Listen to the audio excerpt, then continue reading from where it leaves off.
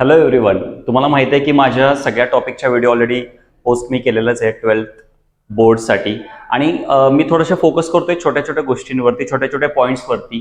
हे पॉईंट्स पण अगदी जर तुम्ही हे व्हिडिओ बघितला तर खूप चांगले क्लिअर होतील. आणि हे जे पॉईंट्स असणार आहेत ते ऑब्व्हियसली तुम्हाला कशासाठी लागणार आहेत, बोर्डच्या अँगलनं खूप महत्त्वाचे आहेत हे सगळे पॉईंट्स. आणि बोर्डला जी थेअरी पडते तेच आपण रिपीट करायचा थोडासा प्रयत्न करतोय. मॅक्सिमम जे फेवरेट क्वेश्चन आहेत बोर्डसाठी तेच आपण इथं रिपीट करायचा प्रयत्न करतोय. तर त्यातला माझा जो सगळ्यात फर्स्ट आवडीचा जो पॉईंट आहे तो आहे moment of inertia. So moment of inertia हा जो पॉईंट आहे तो मला वाटतं की 5 एक्झाम पैकी 3 एक्झाम्स मध्ये पडतोय, म्हणजे अशी त्याची फ्रिक्वेन्सी आहे पडायची. हा क्वेश्चन कायम पडतोय. ठीक आहे. सो महत्वाचं ते आहे की मोमेंट ऑफ इनर्शिया आपल्याला बघायला पाहिजे. ओके. सो मोमेंट ऑफ इनर्शियाचा फॉर्म्युला असा आहे, that is I is equal to summation I stand from 1 to n MI/RI square. या फॉर्म्युल्यावरून त्याची डेफिनेशन कशी तयार करायची हे सांगतोय मी. तुम्ही प्लीज लक्ष द्या इकडे मी काय सांगतोय. मला तुम्हाला हे प्रूव्ह करायचं आहे की जे थेअरीचे क्वेश्चन्स इम्पॉर्टंट आहेत ते कमीत कमी वेळेमध्ये इझिली कसे लक्षात ठेवायचे, कसे पास म्हणजे कसे त्याच्यामध्ये मार्क्स चांगले काढायचे. सो त्यातला हा फर्स्ट पॉईंट होते मोमेंट ऑफ इनर्शिया. माझ्या डोक्यात मोमेंट ऑफ इनर्शियाचा फक्त फॉर्म्युला मी लक्षात ठेवणार. That's it. मोमेंट ऑफ इनर्शियाचा फक्त फॉर्म्युला लक्षात ठेवतोय आणि त्याच्यातून ऑटोमॅटिकली मी कसं 3 ते 4 सेंटेन्सेस फ्रेम आउट करतोय थोडंसं चेक करा. सो डेफिनेशन तयार करताना moment of inertia is summation of, बरोबर ना. मोमेंट ऑफ इनर्शिया हे ऍक्च्युली फक्त रिडिंग करून दाखवायचं, ऑटोमॅटिक डेफिनेशन तयार होईल त्याची. Moment of inertia is the summation of, इथून डायरेक्ट उडी मारायचे इथं आपण, समेशन ऑफ प्रोडक्ट ऑफ, बरोबर ना. ह्या दोघांचा गुणाकार आहे, प्रोडक्ट आहे. Product of masses of the particles and the square of the distance of these masses from the axis of rotation. For example, हा axis of rotation आहे असं समजून चला. axis of rotation म्हणजे असा ऍक्सिस असणार आहे की ज्याच्या भोवतीने बॉडी रोटेट होणार आहे, ज्याच्या भोवतीने बॉडी काय होणार आहे, फिरणार आहे. तर त्या बॉडीमध्ये मी असे 3 ते 4 मासेस घ्यायला लागलोय. समजा या M1 M2 M3 up to Mn असे हे पार्टिकल्स आहेत.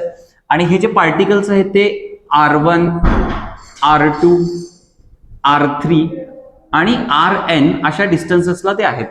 ओके. आणि आता ते रोटेट व्हायला लागले म्हणजे हे थोडक्यात हे असं सर्कल वगैरे करेल, बरोबर ना. या टाइपमध्ये असे हे रोटेट होतील particles.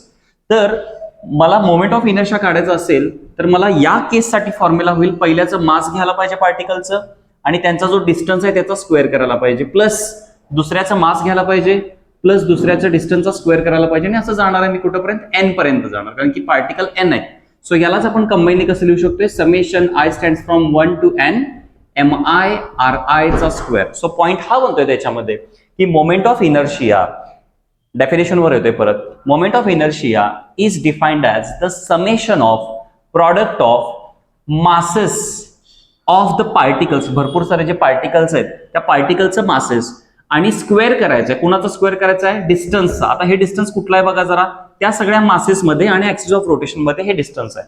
So moment of inertia is defined as the summation of product of masses and square of distance between the masses and axis of rotation. Okay. हा झाला तुमचा फर्स्ट पॉईंट जे तुम्ही लिहिलं, डेफिनेशन. ओके. मोमेंट ऑफ इनर्शियाची तुम्ही इथं काय complete केली, डेफिनेशन. आता मी ऑलरेडी म्हटलं की मी फक्त इतकंच लक्षात ठेवतोय, I is equal to summation MI/RI square. आणि त्यातून मी 3-4 पॉईंट्स डेव्हलप कसे करतोय बघा. सो डेफिनेशन तर मला कळाली. डिनोटेशन येणार आहे, it is denoted by I. Yes, हाच तर पॉईंट आहे. हेच तर तुम्हाला येत नाही की तुम्ही डायरेक्ट, तुम्हाला माहिती असतोय फॉर्म्युला, खरं ते इलॅबोरेट करून आन्सर थोडंसं साईज वाढवून कसं लिहायचं असते, मार्क्स कशावरती बेसिसवरती पडतात, त्याच्यासाठी आपल्याला ह्या सगळ्या गोष्टी क्लिअर करायला पाहिजे. हा व्हिडिओ तुम्ही बघितला पाहिजे. So it is denoted by I, म्हणजे सेकंड पॉईंट असणार आहे आपल्याला डिनोटेशन. सेकंड पॉईंट असणार आहे आपल्याला डिनोटेशन. त्यानंतर थर्ड पॉईंट येणार आहे त्याचा मॅथमॅटिकल फॉर्म. मॅथमॅटिकल फॉर्म म्हणजे हे जे दिसतंय ते, हाच फॉर्म्युला परत एकदा लिहून काढायचा आहे. कळायला लागले. सो स्टार्ट करणार आहे तुम्ही डेफिनेशन पासून, त्यानंतर येणार आहे तुम्हाला डिनोटेशन. थर्ड पॉईंट आहे मॅथमॅटिकल फॉर्म. चौथा पॉईंट आहे युनिट. लक्षात ठेवायचं, चौथा पॉईंट आहे युनिट. आता युनिट तुम्ही ह्याच्याकडे बघून पण काढू शकताय. क्लिअर आहे. मास आहे सर, मास युनिट काय असणार आहे, किलोग्रॅम असणार आहे. मास युनिट काय असणार आहे, किलोग्रॅम. इथं डिस्टन्स आहे, बरोबर ना. आर म्हणजे काय आहे, डिस्टन्स. आता डिस्टन्सचं युनिट काढताना तुम्हाला माहिती आहे की डिस्टन्स युनिट असते मीटर, पण त्या मीटरचं तिथं काय आहे, स्क्वेअर. सो त्याचं युनिट काय येणार, किलोग्रॅम मीटर स्क्वेअर. समजा एखाद्याला अजून जास्त इलॅबरेट करून लिहायचं असेल तर तो लिहिणार आहे किलोग्रॅमच्या ऐवजी सीजीएस युनिटमध्ये. तो लिहित असताना काय लिहिणार, सीजीएस युनिटमध्ये किलोग्रॅमचं होणार त्याचं ग्रॅम, मीटरचं होणार सेंटीमीटर त्याचा square. So gram centimetre square असं येणार. हा चौथा पॉईंट असेल. माझा पाचवा पॉईंट येणार आहे माझं डायमेन्शन. फिफ्थ पॉईंट असणार आहे डायमेन्शन. तुम्हालाही माहिती आहे डायमेन्शन काढताना आपण MLT फॉर्मॅट बघतोय. MLT इथे जर बघितलं मास 1 आहे, लेंथ म्हणजे लेंथचा स्क्वेअर आहे, सो मीटरचा स्क्वेअर आहे, एलचा स्क्वेअर येणार, आणि टाइम नाहीये देअरफॉर इथं टाइमला किती होईल 0 होईल. अजूनही तुम्ही लिहू शकता स्केलर वेक्टर, पण इतकं इनफ आहे. कारण की 2-3 मार्काला जर क्वेश्चन येत असेल तर एक्सपेक्ट केले जातात की मिनिमम 3 वेगळे आणि चांगले पॉईंट्स द्या. त्यापैकी आपण ऑलरेडी 5 पॉईंट्स देतोय की जे खूपच युनिक आहेत आणि त्याचा अर्थ खूप म्हणजे तो तुम्हाला सांगून जातो की मोमेंट ऑफ इनर्शिया बद्दल काय. सो मोमेंट ऑफ इनर्शिया हा एक डेफिनेशन नसून एक भरपूर मोठा पॉईंट आहे आणि मी तो हळूहळू एक्सप्लेन करायला लागलोय. सो त्यातला हा फर्स्ट पार्ट होता जो मोमेंट ऑफ इनर्शिया बद्दल एक आयडिया देतोय की मोमेंट ऑफ इनर्शिया म्हणजे काय, डेफिनेशन काय असणार आहे, डिनोटेशन काय असणार आहे, मॅथमॅटिकल फॉर्म काय असणार आहे. म्हणजे माझ्या लक्षात मी इतकंच ठेवलंय I=mr², आणि त्याच्यातनं मी डेफिनेशन करू शकतोय, डिनोटेशन करू शकतोय, मॅथमॅटिकल फॉर्म लिहू शकतोय, न बघता हे होऊ शकते. सो हे डेव्हलप करा, हे टेक्निक डेव्हलप व्हायला पाहिजे की कमीत कमी अभ्यास कसा लक्षात ठेवून त्याला इलॅबोरेट कसं करता येईल, आपल्याला एक्सप्लेन किती चांगल्या पद्धतीत करता येईल, त्यांनाच मार्क पडणार आहे, त्यांनाच अभ्यास सोपा पण होणार आहे फिजिक्सचा. सो हे त्याचं एक परफेक्ट एक्झाम्पल आहे. ओके, सो आपण नेक्स्ट पार्ट बघतोय ह्याचा. सो आपल्याला या टॉपिकमध्ये मी आता जस्ट म्हटलं की मोमेंट ऑफ इनर्शिया हा भरपूर मोठा पॉईंट आहे. त्या पॉईंटच्या बेसिसवरती भरपूर सारे एक्सप्रेशन आहेत या टॉपिकमध्ये. जस्ट लाईक कायनेटिक एनर्जीचं एक्सप्रेशन आहे, टॉर्कचं एक्सप्रेशन आहे, अँग्युलर मोमेंटमचं एक्सप्रेशन आहे, पॅरल ॲक्सिस आहे, परपॅन्डिक्युलर ॲक्सिस आहे. आणि हे पॉईंट झाल्यानंतर कुठेतरी हा पॉईंट येतो की application of MI or application of MI on the basis of two axis principle, that is parallel axis principle, perpendicular axis principle. Obviously तो पण पॉईंट कव्हर होणार आहे, फक्त या व्हिडिओमध्ये मे बी नाही होणार. तो नेक्स्ट कुठल्या तरी व्हिडिओमध्ये मी ते पॅरल ॲक्सिस परपेंडिक्युलर ॲक्सिसच्या टेक्निक सांगतो, ते आपण बघून घ्यायच्यात. आता हा बघतोय आपण रिंगचा पॉईंट. तुम्हाला माहिती आहे रिंगचा इथं रिंग पकडली आपण, तर रिंगचा जो मोमेंट ऑफ इनर्शिया असणार आहे, तर ह्याची जी रिंगची जी रेडियस आहे ती R आहे, ह्याचं जे मास आहे रिंगचं ते M आहे, आणि रिंग सपोज या मॅनरमध्ये रोटेट व्हायला लागले, अँटी क्लॉकवाईज किंवा क्लॉकवाईज डझंट मॅटर. जर ती रोटेट व्हायला लागली तर ह्याचा अर्थ असा आहे की तिथं मोमेंट ऑफ इनर्शिया असणार आहे. जर ती रोटेट व्हायला लागली तर मोमेंट ऑफ इनर्शिया तिथं असणार आहे. So moment of inertia about ring mr² असतोय. किती असतोय? mr². थोडाफार या जे सेंटरवाले आहेत, आता हा आपण बघा तुम्ही सेंटर, प्रत्येक सेंटरचा फॉर्म्युला हा पाठ करून ठेवायला पाहिजे जो इम्पॉर्टंट आहे. डिस्कचा जो moment of inertia about centre येतोय तो mr²/2 येतोय. रॉडचा जो येतोय, रॉड ओके, इथं R म्हणजे ही रेडियस आहे, इथं रॉडसाठी ही लेंथ आहे, त्याची जी लेंथ L आहे. सो IC येणार आहे इथं ml²/12. ml²/12 हा म्हणजे रॉड, सपोज हा रॉड असेल, रॉडला मी सेंटरवरती इथं मी फिरवा लागलोय तर तो असा फिरेल, हे बघा या मॅनरमध्ये असा फिरेल, आणि असं जर फिरत असेल तर तिथं मोमेंट ऑफ इनर्शिया किती येईल, तर ml²/12. त्यानंतर सॉलिड सिलेंडर आहे, IC = m इंटू ब्रॅकेट टाकायचं आहे R²/4 + L²/12, R²/4 + L²/12. आणि सॉलिड स्पिअर आहे, सॉलिड स्पिअरसाठी येणार आहे 2/5 mr². इथं R म्हणजे ऑब्व्हियसली परत काय असणार आहे, याची स्पिअरची रेडियस असणार आहे. सो या सगळ्या जे बेसिक सेंटरवाले जे फॉर्म्युले आहेत ते ऑब्व्हियसली पाठच पाहिजेत, लक्षात आले पाहिजेत ते. आणि हे 5 ऍप्लिकेशन जे आहेत, ring, disc, rod, cylinder, sphere, याच्या बेसिसवरती इथं जर रिंगला टँजंट असेल तर मोमेंट ऑफ इनर्शिया काय, रिंगला डायमीटरला असेल तर काय, म्हणजे असे भरपूर सारे ह्याच्या पुढे ऍप्लिकेशन्स पण आहेत. पण ऍटलीस्ट हे मेन 5 तरी लक्षात आले पाहिजेत. छोटे छोटे 2-2 मार्काला क्वेश्चन ह्याच्यावरती पडतात, साधे साधे असतात. तुम्हाला M दिलेलं असते, R दिलेलं असते, आणि डिस्क सेंटरवरती तुम्हाला विचारलेलं असते की बाबा तुम्ही मोमेंट ऑफ इनर्शिया किती आहे तो सांगा, या टाईपमध्ये क्वेश्चन असतात. ओके, सो आपण ते पण कव्हर करूयात. आपण आता 1 बाय 1 बघायचं आहे. रिंग, डिस्क, म्हणजे प्रत्येकाचे जे मोमेंट ऑफ इनर्शिया आहे ते फॉर्म्युलेचं एक पेज केलंय बघा, लास्टला एक पेज दिलंय टेक्स्टबुकमध्ये, पूर्ण फॉर्म्युलेची लिस्ट दिलेली आहे. पण ते कसं आलं, डोंट नो. त्याच्यासाठी नॉलेज तुम्हाला पाहिजे 2 ऍक्सिस प्रिन्सिपलचं, that is perpendicular axis principle, parallel axis principle. ह्याचं नॉलेज पाहिजे. तुम्हाला ऑलरेडी माहिती आहे की ते असणार आहे परपेंडिक्युलर ऍक्सिस थेरम जो आहे, परपेंडिक्युलर ऍक्सिस थेरम आहे IZ = IX + IY. त्याच्यासाठी आहे तुम्हाला या फिगरचा अभ्यास असला पाहिजे, दॅट इज एक एक्स ऍक्सिस असेल, दुसरा वाय असेल, तिसरा झेड असेल. तर moment of inertia x axis वरती, वाय ऍक्सिस वरती आणि झेड ऍक्सिस वरती जर तुम्हाला फाइंड आउट करायचं असेल, 3 पैकी 2 ऍक्सिसचा माहिती आहे, तिसऱ्यावरती काढायचं आहे, तुम्हाला हा फॉर्म्युला यूज करावा लागेल, that is IZ = IX + IY. Similarly पॅरल ऍक्सिस थेरम आहे मी हे इथं व्हिडिओमध्ये क्लिअर करत नाही, मी अजून एक नवीन व्हिडिओ बनवेन ह्याच्यावरती वेगळा सेपरेट, त्याच्यामध्ये आपण जास्त व्यवस्थित क्लिअर करूया. फक्त आता मी हे समजण्यासाठी सांगायला लागलोय की लेट्स से एक अशी बॉडी आहे, त्याचा हा सेंटर आहे, जर त्या सेंटरवरती बॉडी फिरली तर त्याचा जो मोमेंट ऑफ इनर्शिया असेल तो आयसी असेल. तो सेंटरवाला पॉइंट सोडून दुसऱ्या कुठल्याही ठिकाणी जर मला बॉडी रोटेट करायची असेल, समजा हा पॉइंट आहे, ओ पॉइंट आहे, तर तिथं मला जर मोमेंट ऑफ इनर्शिया पाहिजे असेल तर त्याच्यासाठी फॉर्म्युला येईल IC plus mh². h is the distance between parallel axis. हे दोन फॉर्म्युले खूप इम्पॉर्टंट आहेत आणि या दोन फॉर्म्युलेच्या बेसिसवरती काय होणार आहे, आपल्याला सगळे पुढचे ह्यातले जे सब पॉइंट्स आहेत ह्याचं क्लिअरन्स येणार आहे. सो सुरुवात करूयात आपण सेंटर पासून. सेंटरचं तुम्हाला माहिती आहे मोमेंट ऑफ इनर्शिया किती असतोय, mr² असा असतोय. जो सेंटरला असतो तो पार्ट पाहिजे, ऑलरेडी सांगितलेला आहे. आता मी करतोय की एक रिंग घेतलेली आहे आणि रिंगचा डायमीटर, या डायमीटरवरती मला मोमेंट ऑफ इनर्शिया काढायचा आहे. तर तुम्हालाही दिसतोय की हा जो डायमीटर आहे तो मी स्ट्रेच केला तर एक ऍक्सिस बनेल आणि हा मी दुसरा डायमीटर असा डिझाईन करतोय की हा याला परपॅन्डिक्युलर असेल, हा याला कसा असेल परपॅन्डिक्युलर. आणि थर्ड जो असणारा ऍक्सिस तो मी वरती करतोय, दॅट इज हा बनेल माझा IZ. म्हणजे फॉर एक्झाम्पल सपोज ही जर अशी रिंग असेल, हा एक ऍक्सिस झाला, हा एक ऍक्सिस झाला, दोन ऍक्सिस, आणि तिसरा ऍक्सिस जो असणार आहे तो असा असणार आहे. सो हा बनला माझा IZ, हा असणार आहे माझा IX, हा असणार आहे माझा IY. बघूयात आता काय होते.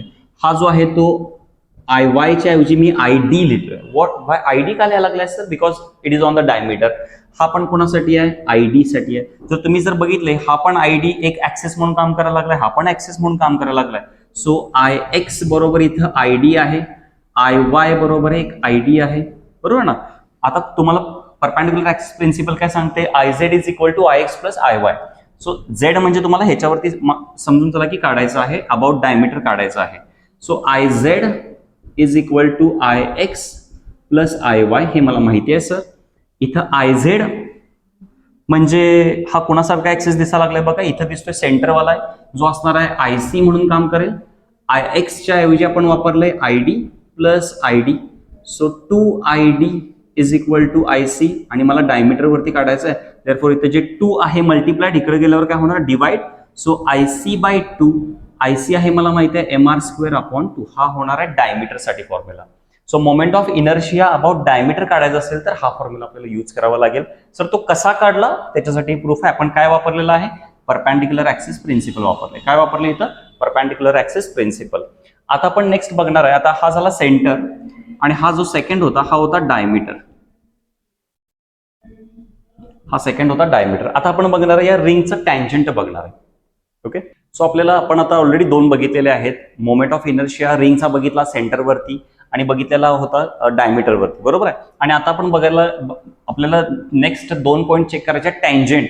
हे बघा, हे जे आता मी शिकवायला लागलोय रिंगसाठी एक्झॅक्टली सेम डिस्कसाठी आहे, सेम आहे असं इफेक्ट वापरायचा आहे. जे काय डोकं वापरले इथं तेच वापरायचं आहे, व्यवस्थित समजून घ्यायला पाहिजे.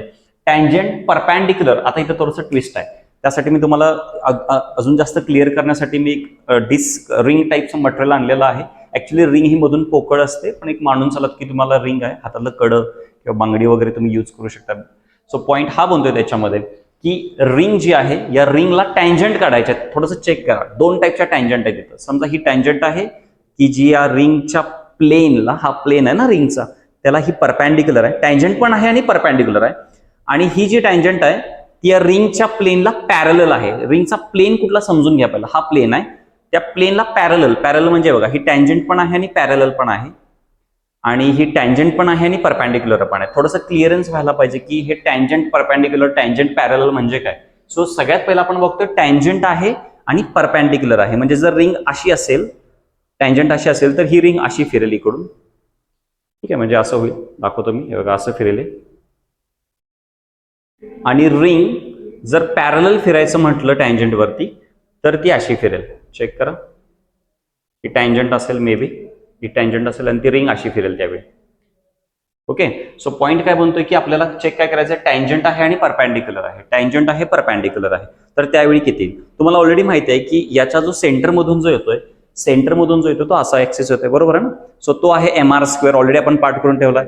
आणि या सेंटरला, या सेंटरवाल्या ऍक्सिसला हे ऍक्सिस पॅरलल आहे, हा ऍक्सिस पॅरलल आहे, त्यामुळे किती बनणार आहे तिथं चेक करूयात आपण. सो इथं जो आहे ऍक्सिस तो आहे माझा IC आणि हा बनणार माझा आय नॉट, म्हणजे मी प्रिन्सिपल वापरणार parallel axis principle. Parallel axis principle मला माहित आहे I naught is equal to I C plus M H square.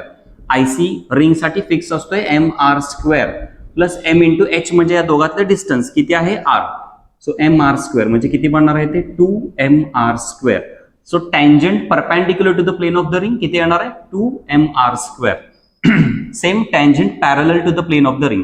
तर त्याच्यासाठी तुम्हाला परत एकदा क्लिअरन्स देतो की सपोज ही डिस्क असेल आणि ही ती लाईन असेल, ही ती टँजंट आहे ही जी ती पॅरलल आहे.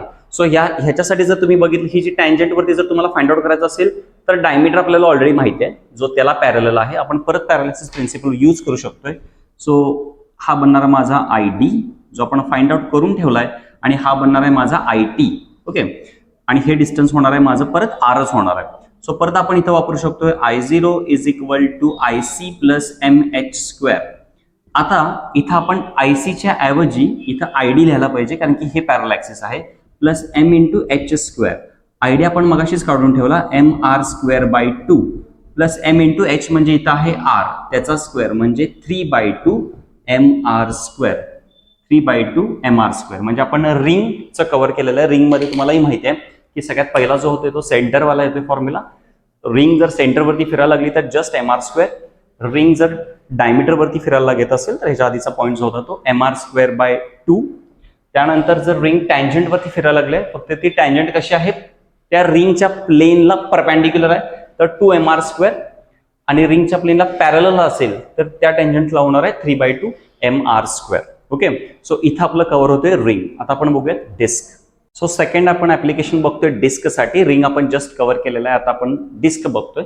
डिस्कचा सेंटरवाला आपल्याला ऑलरेडी माहिती आहे. डिस्क जर सेंटरवरती रोटेट होत असेल तर mr स्क्वेअर येतोय. आता त्याचे पण 3 आहेत, जस्ट लाईक रिंगचे जसे 3 होते सेंटर सोडून बाकीचे 3 होते तसंच याचेही 3 आहेत डिस्क म्हणजे. डिस्क म्हणजे पहिला समजून घ्या रिंग आणि डिस्क मध्ये फरक काय. डिस्क म्हणजे आतून भरीव असणार आहे जस्ट लाईक आपलं कॉईन जे असतात ते 10 रुपयाचा 5 रुपयाचा जो कॉईन असतोय 10 रुपीजचे कॉईन जे असतात ते डिस्क टाईप काम करतात. ओके, रिंग तसं नाही होणार. रिंग हातातलं कडक बरोबर ना.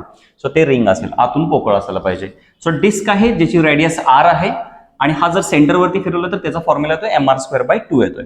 जर त्याला मी डायमीटर वरती फिरवलं म्हणजे हे असं फिरेल रोटेट होईल. जर असं रोटेट झालं तर इथं किती असेल. सो त्याच्यासाठी तुम्हाला परत प्रिन्सिपल वापरायला लागणार आहे. सेम मागच्या वेळी जे आपण यूज केलं होतं तेच. हे होणार आहे दुसरा डायमीटरवाला, हा होणार फर्स्ट डायमीटरवाला आणि हा होणार आहे सेंटरवाला बरोबर आहे ना. सो आय सी आपण म्हणूया. सो आपण परत हेच प्रिन्सिपल वापरणार. I C is equal to I D plus I D because I C is I Z here. X axis तुम्हाला डी म्हणून आय डी म्हणून काम करेल, वाय ऍक्सिस आय डी म्हणून काम करेल. So I C is equal to 2 I D. I D is equal to I C by 2 म्हणजे I C आहे माझा mr स्क्वेअर बाय 2/2 म्हणजे किती होणार आहे mr स्क्वेअर बाय 4 म्हणजे डायमीटर वरती किती होतोय mr square by 4. Next tangent perpendicular to the plane of the disc. Similarly suppose ही डिस्क असेल, सपोज ही डिस्क आहे असं मानून चला. सो ह्या डिस्कला परपॅन्डिक्युलर म्हणजे अशी होईल टँजंट वरती, मग डिस्क ही अशी फिरेल. सेम मग असं दाखवलेलं होतं तसंच त्या सेम तसंच होईल. आता ह्या डिस्कला पॅरलल आहे हा सेंटरवाला ऍक्सिस जो आहे आय सी मी म्हणा आणि हा आहे डिस्टन्स आर आणि मला ह्याच्यावरती काढायचं आहे या आय टी वरती काढायचं आहे. सो इथं परत आपण हे वाला प्रिन्सिपल यूज करू शकतोय, parallel axis theorem principle use करू शकतोय. So I T is equal to I C check करा plus M H square. So I C इथं आहे सेंटरवरती आहे mr square by 2 plus M into H म्हणजे इथं आहे आर स्क्वेअर म्हणजे परत किती येतं इथं 3/2 mr स्क्वेअर. किती येणार आहे 3/2 mr स्क्वेअर. आणि अबाउट जर तीच टँजंट जर पॅरलल असेल तर ही ऑलरेडी पॅरलल आहे. परत मी हा डायमीटरवाला घेणार सेम मगाशी जे वापरलं होतं ते. आता हे होणार माझं आय टी. सो इथं बसणार आहे I T parallel axis principle नुसार हे दोघांचं डिस्टन्स होणार आहे R. I T is equal to I D plus M H square. I D इथं आपण ऑलरेडी फाइंड आउट करून ठेवलेला आहे. आय डी आहे mr square by 4. So mr square by 4 plus M into H म्हणजे किती आहे आर आहे त्याचा स्क्वेअर होईल म्हणजे किती होणार आहे 5/4 mr स्क्वेअर होईल. 5/4 mr स्क्वेअर म्हणजे आपण बघू शकतोय की डिस्कला जर सेंटरवरती फिरवलं तर I C is equal to mr square by 2. Disc जर डायमीटर वरती फिरवलं तर I D is equal to M R square by 4. त्यानंतर डिस्क जर टँजंट वरती फिरवली पण ती टँजंट परपॅन्डिक्युलर आहे त्या प्लेनला म्हणजे असं, त्यावेळी होणार आहे 3/2 एम आर स्क्वेअर. आणि ती टँजंट जर पॅरलल असेल तर 5/4 एम आर स्क्वेअर. किती होणार आहे? 5/4 एम आर स्क्वेअर. इथे आपलं डिस्क कंप्लीट झालंय. आपण आता बघूयात सॉलिड रॉड. सो आपण आता थर्ड बघतोय जो सॉलिड रॉड हे ऍप्लिकेशन आहे. सॉलिड रॉड तुम्हाला माहिती आहे की ऑलरेडी त्याचा सेंटरवाला जो फॉर्म्युला आहे तो ml²/12 आहे सॉलिड रॉडचा. जर ऑब्व्हियसली तुम्हाला हे माहिती पाहिजे, एल म्हणजे त्या रॉडची लेंथ आहे आणि ह्याच्या सेंटरवरती जर फिरवलं तर त्याला होणार आहे ml²/12. इथं वन एंड जर बघितला, वन एंड म्हणजे सॉलिड रॉडचा या एंडला किंवा या एंडला जर तुम्हाला रॉड तो रोटेट करायचा असेल, फॉर एक्झाम्पल मी दाखवतो. सपोज हा सॉलिड रॉड आहे. सॉलिड रॉड जर तुम्ही सेंटरवरती फिरवला तर तो असा फिरेल. प्रॉपरली लक्ष द्या, हे कसं फिरेल हे महत्वाचं आहे. आणि जर वन एंड वरती फिरवला म्हणजे हा एंड झाला तर तो असा फिरेल. ओके, ते रोटेशन कसं आहे हे समजणं खूप महत्वाचं आहे. सो वन एंड वरती तसं होईल. ओके, सो मला इथं फिरवायचं असं समजून चला. सो या ऍक्सिस वरती आता तुम्हाला माहिती आहे हा ऍक्सिस आणि हा ऍक्सिस पॅरलल आहे.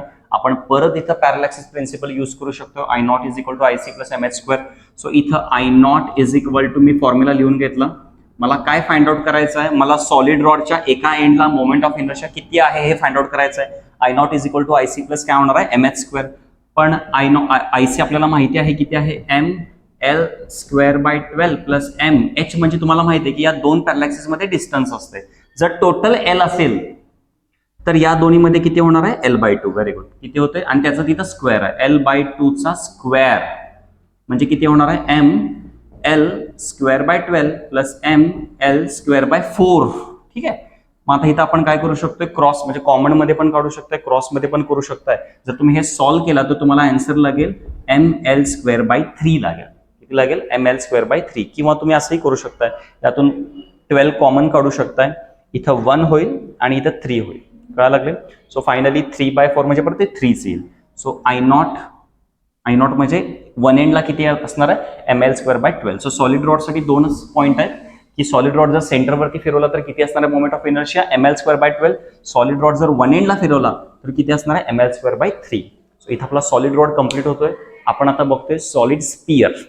ओके, आपल्याला आता ऑलरेडी आपण सॉलिड रिंग बघितलेला आहे, डिस्क बघितलेला आहे, सॉलिड रॉड बघितलेला आहे आणि आता आपल्याला बघायचं आहे सॉलिड स्पियर. येस, जे सॉलिड स्पियर ऍप्लिकेशन आहे त्याचे पण एक 2-3 पॉईंट्स आहेत त्याच्यामध्ये. तुम्हाला ऑलरेडी मी फॉर्म्युला क्लिअर केला की सेंटरवरती असेल तर ICचा फॉर्म्युला येतो 2/5 mr². सेंटरवरचा ऑब्व्हियसली पार्ट झाला पाहिजे. तर याच्या बाबतीत एक ट्विस्ट असा आहे की सॉलिड स्पियर म्हणजे जस्ट लाईक शॉर्टपुट, गोळाफेक मधला गोळा, तो कसा पण फिरवा तुम्हाला दिसताना तो सर्कल म्हणजे तसंच दिसेल. पण रॉडला तसं नाही होत आहे. रॉड जर तुम्ही सेंटरवरती फिरवला तर तो असा फिरेल. जर तुम्ही वन एंड वरती फिरवला तर तो असा फिरेल. कळा लागलाय का? म्हणजे प्रत्येक वेळी आपल्याला तो फिरताना काहीतरी वेगळं त्याचं पोश्चर दिसतंय. सॉलिड स्पिअरला तसं नाही होत. सॉलिड स्पिअरला कसं पण फिरवा ते एकसारखं जस्ट एक सर्कल सारखंच दिसणार आहे. सो सॉलिड स्पिअर जर सेंटरवरती फिरवलं तर फॉर्म्युला किती होते? 2/5 mr². आणि जर तुम्हाला टँजंट वरती फिरवायचं असेल तर टँजंट वरती मोमेंट ऑफ इनर्शिया येतोय. तुम्हाला इथं दिसतंय की ही जी टँजंट आहे ती या ऍक्सिसला पॅरलल होईल. म्हणजे आपल्याला परत एकदा पॅरलल ऍक्सिस प्रिन्सिपल वापरावं लागणार आहे. ह्या दोघांमध्ये जे डिस्टन्स आहे ते r आहे, हे होणार आहे तुमचं IC. So IT is equal to IC plus mh². IC just आपण फाइंड आउट करून ठेवलेला आहे 2/5 mr² plus m into h म्हणजे ह्याच्यातलं डिस्टन्स आहे r, त्याचा होणार square. So 2/5 mr² plus mr² किती होणार आहे? 7/5 mr². सो सॉलिड स्पिअर साठी दोनच ऍप्लिकेशन आहेत. जस्ट फर्स्ट आहे सेंटरवालं आणि सेकंड आहे टँजंटवालं. सेंटर बघितलं तर 2/5 mr², टँजंट बघितलं तर 7/5 mr². सो आपण मोमेंट ऑफ इनर्शिया बघितले, त्याचे ऍप्लिकेशन या म्हणजे पॅरलल ऍक्सिस परपेंडिक्युलर ऍक्सिस नुसार त्याचे ऍप्लिकेशन बघितले आणि या सगळ्याचे प्रत्येकाचं टँजंट बघितला तर tangent perpendicular plane, parallel plane हे सगळं बघितलं, डायमीटर बघितले आणि हे सगळेचे सगळे फॉर्म्युले जस्ट एक पेज म्हणून दिलेलं आहे. जस्ट एक पेजवरती दिलेलं आहे लास्टला. ते कसं आलं काय आलं डोंट नो, पण ते आता कळायला पाहिजे हा व्हिडिओ बघून. सो इथं मी तुम्हाला क्लिअर थोडंसं प्रयत्न केलेला आहे, ट्राय केलेला आहे की मोमेंट ऑफ इनर्शियाबद्दल थोडीफार आयडिया येण्यासाठी, त्याचे जे ऍप्लिकेशन आहेत त्याच्या आयडिया येण्यासाठी. हा जर व्हिडिओ तुम्हाला आवडला असेल तर नक्की लाईक करा आणि आपल्या मित्रांपर्यंत शेअर करा जे 12th चा अभ्यास करायला लागले. All the best.